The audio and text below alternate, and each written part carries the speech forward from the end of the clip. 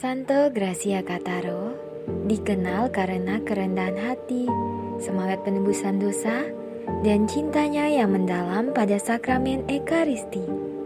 Ayahnya seorang nelayan, dan pada usia belasan tahun, Santo Gracia sudah bekerja sebagai pelaut demi membantu ekonomi keluarganya.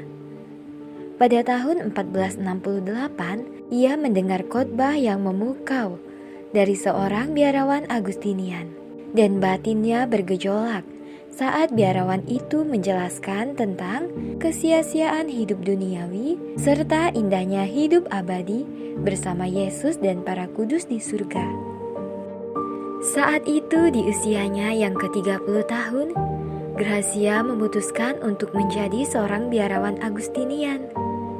Ia pun diterima sebagai seorang bruder di biara Monte Ortone, Padua, Italia.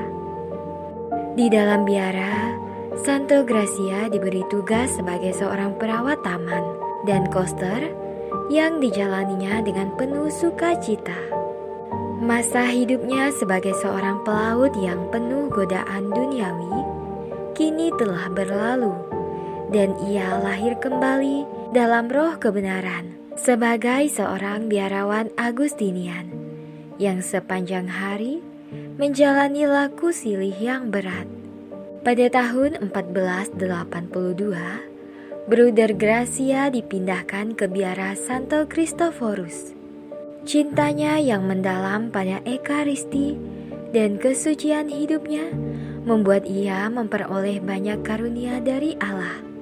Ia dapat mengetahui hal-hal yang tersembunyi, dapat melihat ke masa depan, juga menyembuhkan orang yang sakit hanya dengan berdoa.